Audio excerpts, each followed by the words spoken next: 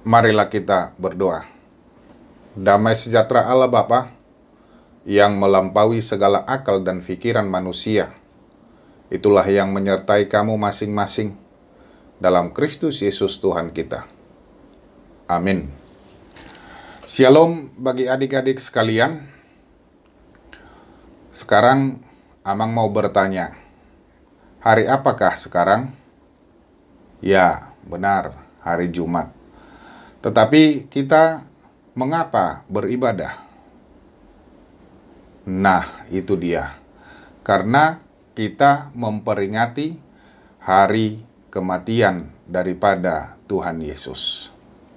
Untuk itu, saya akan membacakan firman Tuhan bagi kita dari Injil Yohanes pasal 19 ayat 17 sampai dengan ayat 24. Demikian bunyinya.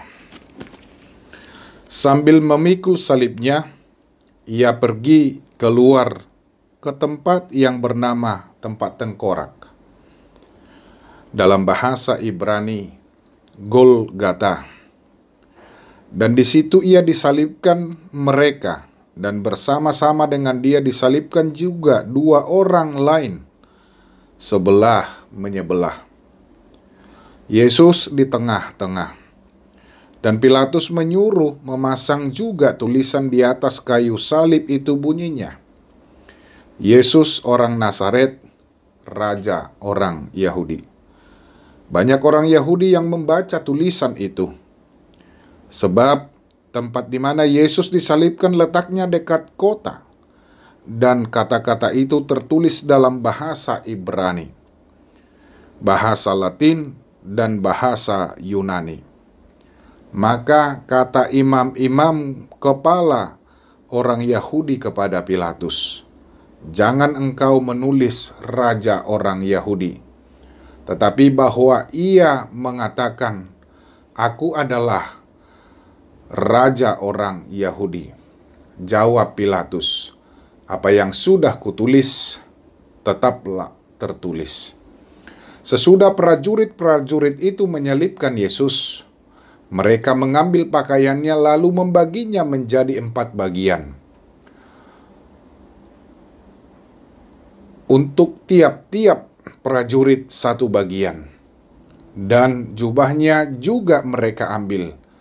Jubah itu tidak berjahit. Dari atas ke bawah hanya 1 tenunan saja. Karena itu mereka berkata seorang kepada yang lain, "Janganlah kita membaginya menjadi beberapa potong. Tetapi baiklah kita membuang undi untuk menentukan siapa yang mendapatkannya. Demikianlah hendaknya supaya genaplah yang ada tertulis dalam kitab suci. Mereka membagi-bagi pakaianku di antara mereka dan mereka membuang undi atas jubahku." Hal itu telah dilakukan prajurit-prajurit itu. Demikian firman Tuhan.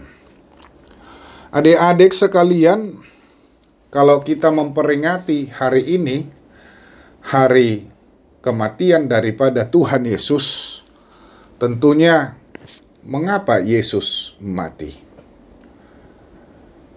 Apakah itu pilihan dia?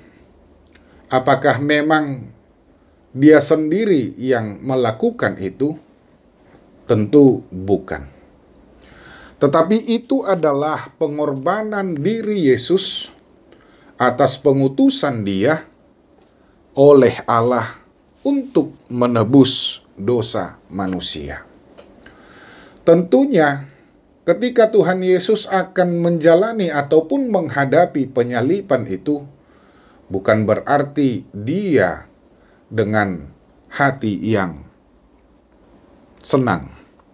Sepanjang malam hingga pagi menjelang Yesus, tentu bisa saja dia tidak tidur, harus menghadiri pengadilan yang memihak, kejam, dan tidak adil. Ia pasti mengalami kelelahan karena dia memikirkan apa yang harus dia jalani. Sungguh penderitaan yang tidak dapat terkatakan. Suatu penderitaan yang tidak dapat dibandingkan dengan penderitaan manusia di dunia ini. Padahal sebenarnya Yesus tidak seharusnya menderita. Pilatus sendiri mengatakan bahwa Yesus tidak membuat kesalahan yang membuat dia pantas dan layak untuk dihukum mati. Tetapi ia tetap menjatuhkan hukuman mati ataupun salib bagi seorang penjahat yang kelas berat. Ia disamakan dengan dua penjahat yang lain seperti yang kita bacakan tadi. Dia disalib di tengah-tengah dan di sebelah kanan dan kirinya dua orang disalib. Dan yang sangat-sangat yang tidak masuk akal, Pilatus tidak berani menegakkan kebenaran. Sebaliknya ia mengatakan otoritas dengan mempertahankan tulisan yang terpasang di atas kayu salib. Apa yang dia lakukan memang untuk menyindir orang Yahudi yang menolak Tuhan Yesus menjadi raja atas mereka. Adik-adik sekalian, selain penderitaan oleh tubuh ataupun penderitaan fisik, Yesus juga mengalami penghinaan yang dasar. Dia dihina, diolok-olok, dan dia dipermalukan di atas kayu salib. Pakaian dan jubahnya dibagi dan diundi orang. Ia rela mengalami berbagai penderitaan dan penghinaan itu, agar kita manusia mendapat kemuliaan sebagai anak-anak Allah. Dan memang hal ini akan menggenapi apa yang dituliskan di dalam kitab suci, di dalam Mazmur 22 ayat 19, sehingga membuktikan bahwa firman Tuhan selalu benar dan selalu tetap dan selalu dapat dipercaya, dan dia akan menggenapi pada waktunya. Nah, dengan demikian kita harus percaya apa yang telah dijanjikan Tuhan di dalam kehidupan kita. Kita harus menerimanya. Kita harus mengiyakan dan kita harus percaya tentang apa yang sudah dijanjikan. Dalam semua penderitaan yang dialami oleh Tuhan Yesus, kita masih dapat melihat bahwa Dia menunjukkan perhatian dan tanggung jawab untuk menyerahkan seluruh yang Dia kasihi. Apa yang dilakukan oleh Tuhan Yesus, bahwa kasih Allah menggerakkan, kasih Allah mengutus Kristus untuk datang ke dunia ini. Adik-adik sekalian, di atas salib Yesus berjuang antara hidup dan mati. Di atas salib, masa depan manusia dan masa depan dunia sedang dipertaruhkan oleh Dia. Tetapi, alangkah sangat mengecewakan. Beberapa meter dari tempat itu, para prajurit sedang santai untuk mengisi waktu senggang, memanfaatkan kesempatan hanya untuk mendapatkan sebuah jubah ungu tersebut. Apakah pergumulan salib tidak menyentuh hati mereka? Ataukah mereka tidak peduli terhadap apa yang terjadi di sekeliling mereka? Masa depan umat manusia dan dunia terletak pada pergumulan Yesus di atas kayu salib. Apakah kita merasakan juga perasaan yang dialami oleh Tuhan Yesus? Adik-adik sekalian, marilah kita melihat bahwa penyaliban Yesus sebenarnya itu harus ditujukan bagi manusia. Tetapi Yesus mau melakukannya. Tetapi Dia mau berkorban demi manusia yang berdosa. Tetapi Dia menunjukkan kasih-Nya terhadap manusia. Tetapi Dia bertanggung jawab demi tugas yang Dia harus emban dan harus Dia lakukan melalui pengorbanannya di kayu salib. Nah, janganlah kita meniru apa yang dilakukan oleh para prajurit tersebut. Di saat orang lain sedang menderita menanggung sesamanya, tetapi para prajurit tersebut justru mengambil keuntungan dari kematian Tuhan Yesus.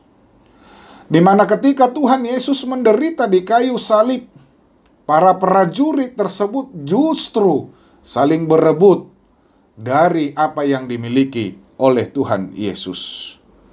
Kita justru harus melihat dan merasakan penderitaan daripada Tuhan Yesus. Adik-adik sekalian, janganlah kiranya kejahatan terpancar dari penderitaan yang dialami oleh Tuhan tersebut. Tetapi marilah, apakah tindakan kita, apakah perbuatan yang kita harus lakukan pada hari ini oleh karena kemurahan Tuhan? Marilah kita saling merasakan penderitaan Tuhan Yesus. Marilah kita untuk berbuat dengan apa yang telah dilakukan Tuhan Yesus. Salib Yesus adalah kemenangan. Salib Yesus adalah kuasa daripada Allah yang menyelamatkan manusia berdosa. Kematiannya memang ditentukan Allah untuk membereskan setiap persoalan dosa manusia. Dan sekarang mari kita katakan, aku akan meninggikan salib Kristus. Karena salib itu adalah lambang kemenangan Yesus atas kuasa dosa-dosa dan maut. Adik-adik sekalian, mari merenungkan penderitaan Tuhan Yesus. Dia menderita bagi kita manusia berdosa. Dia menderita bukan karena perbuatan jahat yang dilakukannya, tetapi untuk menebus dosa-dosa manusia. Sehingga di dalam kehidupan kita setiap hari, marilah untuk menghindari perlakuan dosa. Marilah untuk menghindari perbuatan-perbuatan yang membuat Allah marah. Mari menghindari perbuatan-perbuatan yang membuat Allah berduka, karena Dia telah menebus kita melalui kematian daripada Yesus Kristus. Amin. Mari kita berdoa. Terima kasih Bapa di sorga atas penyertaan-Mu di dalam kehidupan kami. Terkhusus Tuhan, ketika Engkau rela berkorban demi manusia, rela berkorban demi kami umat yang berdosa ini. Biarlah melalui peringatan pada hari ini, kami dapat bertobat, kami dapat menghindari segala perbuatan-perbuatan kedosaan. Sertai kami Tuhan, kuatkan kami di dalam setiap langkah kehidupan kami. Dalam Kristus Yesus kami berdoa dan mengucap syukur. Amin. Selamat merayakan atau selamat memperingati kematian daripada Tuhan Yesus Kristus. Tuhan memberkati.